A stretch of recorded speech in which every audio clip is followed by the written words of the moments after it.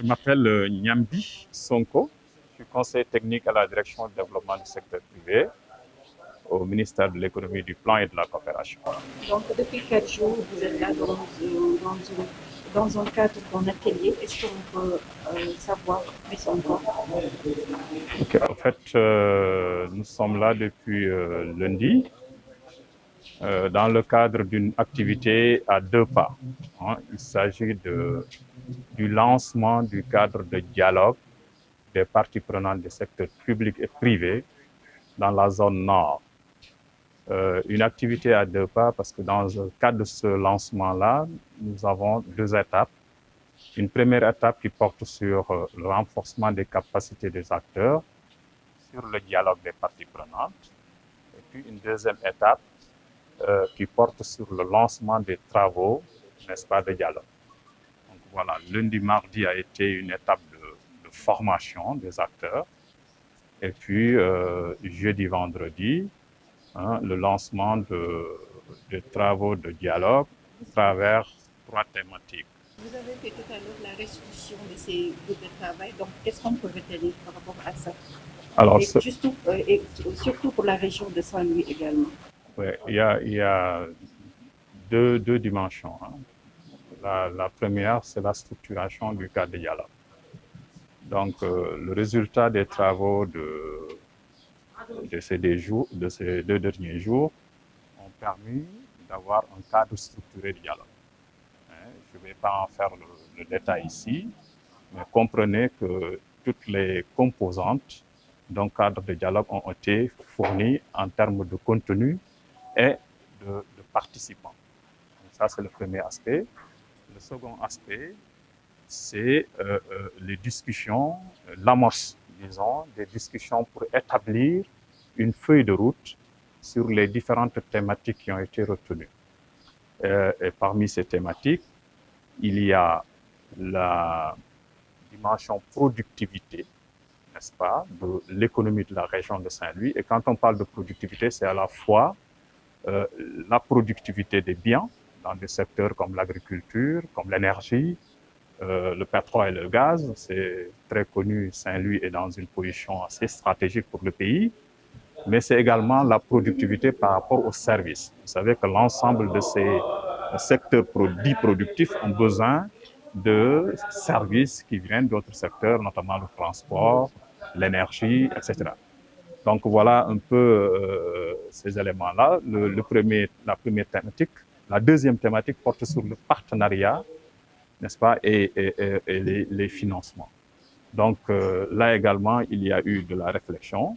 Mais retenez que pour l'ensemble de ces 3 thématiques, nous sommes arrivés au terme de cet atelier à dégager une feuille de route pour en faire une analyse globale dans la zone, savoir comment se porte la problématique de la productivité et se donner une feuille de route pour approfondir les réflexions en termes de dialogue, au terme duquel on devrait aboutir sur des réformes ou des propositions de réforme, mais aussi sur des propositions d'action afin d'améliorer la productivité dans la zone. Il en est de même pour les 2 autres thèmes, notamment le partenariat et le financement. Y aura-t-il des suivis et d'évaluation de ces thématiques? Oui, effectivement, vous voyez qu'à côté de moi, il y a le directeur régional, le chef du service régional de la planification. Vous avez un haut responsable des collectivités territoriales, notamment en conseil départemental. Et au-delà de ces personnalités, il y a un ensemble d'acteurs qui sont ici concernés par la mise en œuvre de cette activité-là. Il faut rappeler qu'à la tête de ces acteurs, il y a le gouverneur. Parce que l'intervention qui est faite depuis lundi fait suite à une requête que le gouverneur a lui-même adressée au nom des acteurs de la région au ministère de l'économie, du plan et de la coopération pour aider la région et la zone nord à mettre en œuvre une réflexion qui était entamée depuis très longtemps au niveau régional. Il faut dire que la question et la problématique du dialogue est une problématique sur laquelle les acteurs régionaux travaillaient déjà depuis longtemps. Donc, à la suite d'un forum qui a permis de mettre en forme l'ensemble des réflexions initiales, le gouverneur a pris sur lui d'adresser une correspondance, une requête au ministre de l'économie, du plan et de la coopération pour solliciter l'accompagnement de ces services et c'est cela qui a permis d'aboutir à cette activité. Voilà. waaw di leen gërëm di leen sant di wax ni liñ fi dajale jëlee ko altine ba tey dafa di benn yëngu-yëngu boo xamante ni dafa tënku ci suqali diwaanu Saint-Louis ak mun nañu wax diwaan bi féete comment on dit ça Louga boole ci Louga ak Matam zone nord. alors yëngu-yëngu boobu mooy fexe ba taxawal benn kuréelu waxtaanukaay diggante ay nit wala ay mbooloo ñoo xamante ni ñoom ñooy yëngu ci wàllu secteur privé waaye tamit di yëngu ci wàllu secteur public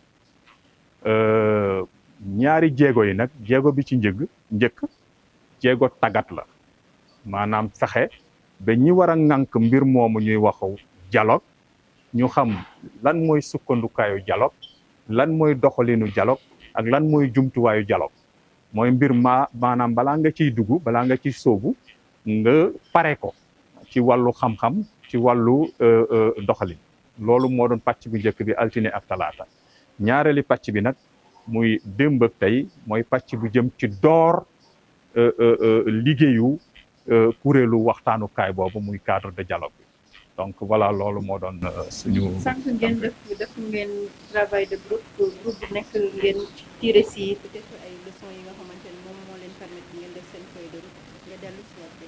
waaw groupe bi liñ ci liggéey ñaara ci génn ci wàllu meññeef ci jeexital bi ci jiitu mooy ñi fi nekk ñëpp déggoo ci kuréel boobu naka lay taxawee. naka lay am lëkkaloo ci ñi ko bokk donc mu ñu mën ko wax ci nasaraan structuration loolu daanaka am na lu ci nit ñi xalaat tënk ko ñu ànd jàpp ni loolu mooy dooree ko tey ak liy ñëw noonu la kuréel boobu war a doxee ñaareelu pàcc bi mooy dafa am ay